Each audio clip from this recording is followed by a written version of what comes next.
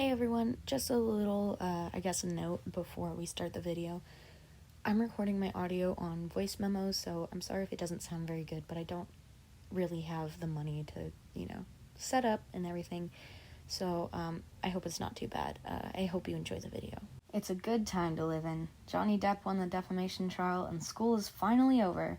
But today, we're focused on the not-so-good. Before I speak on this, I know what you're thinking. Did Security Breach come out more than 3 months ago? Yes. Am I still going to talk about it even though it's nowhere near relevant anymore? Also yes. Do I feel like I wasted $40 on a game that I didn't even finish? Absolutely. I'm desperate to make a YouTube video, and I thought I should do what I do best. Talk about Five Nights at Freddy's. In this video, I'm going to be telling you why I think Security Breach is the worst game in the Fnaf series, and why Fnaf should have ended at the original story. Enjoy the video. I enjoy Fnaf a lot. I've been a fan since the first game came out. I have a distinct memory of hiding in my room and playing Fnaf 1 on some dodgy website on my shitty Chromebook. I'm sure everyone watching knows the general story of Fnaf. Old man Willie kills 5 kids, stuffs them in animatronics, and calls it a day. Security guard is hired. Ooh, spooky haunted animatronics. Don't let them in your office. Obviously, that's nowhere near the depth of the actual lore, but it's a simple rundown of the common knowledge. Frustratingly, though, the story's not all that simple, and the reason for that was because Five Nights at Freddy's wasn't supposed to have a sequel. As most of you might know, Scott Cawthon's former game, Chipper & Sons Co. was gaining very little traction and was getting him nowhere. Eventually, he managed to think up Five Nights at Freddy's, and the rest is history. But the problem was, it wasn't meant to blow up like it did. That game single-handedly changed the indie horror community forever. Now, there's what some people may call a FNAF formula to indie games, making a lot of them unoriginal and lackluster. Unfortunately, I feel FNAF fell to its own formula. The reason FNAF lore is so confusing is because Scott made it up along the way. There wasn't a clear story, nor was there a clear path. In my days, I spent a lot of time watching Game Theory, especially their FNAF videos. And I agree with MatPat when he says FNAF's story has been changed many times. It's been changed to appeal to the fans. A grave was dug by FNAF 4 and it only got deeper as it went on.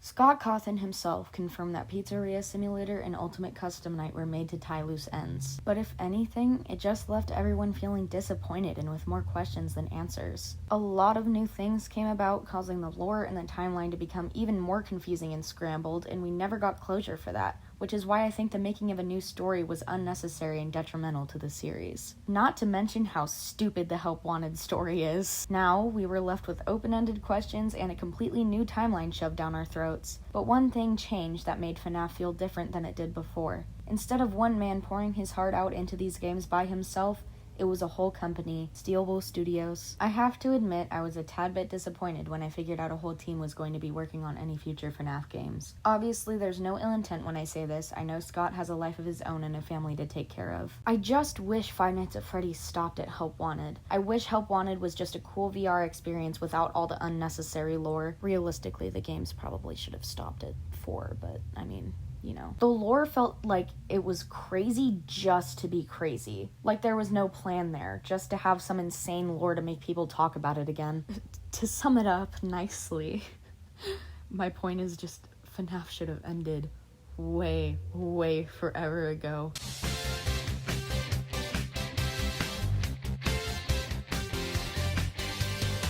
And finally, we are down to the last point of this video. I'm going to be completely honest with you, I have not finished Security Breach. I didn't like it, and to me, it was a complete waste of money. I haven't played it in maybe like a month or two. I just lost interest. The story is all over the place, there are so many things unanswered, not to mention the absolute buggy mess it was, on top of the worst quality I've ever seen in a PS4 game. Just a disclaimer, I don't know if the buggy stuff and quality was fixed. My first impression was still bad, so I'm sticking with that because I will not forgive that game. I know they just wanted to release the game because of the built-up hype, but my lord, that doesn't even explain half the mess that went on in that game. The frame rate was absolutely awful, the graphics were terrible, the game could barely load when I entered a different area, glitches galore, there was a plethora of problems. Not to mention that one Markiplier clip. Freddy, please. Oh my god, no! Not like this. Not like this. Please. Give me in, give me in. Freddy! Freddy, you bitch! Freddy! Freddy!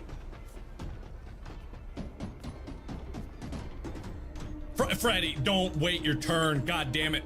The game was definitely lazy and felt unfinished. Also, the fact that all the endings were legit just comic strips? Correct me if I'm wrong, but I watched a video of every single ending, and every single one of them were comic strips. Doesn't that just feel lazy? What's funny to me about this entire thing is that the game was mainly focused on the PS4 aspect, and that's the audience they were focusing on. But the game ran 10 times better on the PC, and the graphics were impeccable. On the PS4, the graphics were a jumble of pixels, and they were literally parts sticking out of the animatronics. I feel like if you're trying to target a specific audience, at least put more effort into it. Of course, PS4 isn't going to be on par with PC, and it's a lot harder to code, but the game was targeted specifically at PS4 players. I'm sorry if I seem overdramatic, but I've poured my heart and soul into this game, and seeing what became of it really peeves me.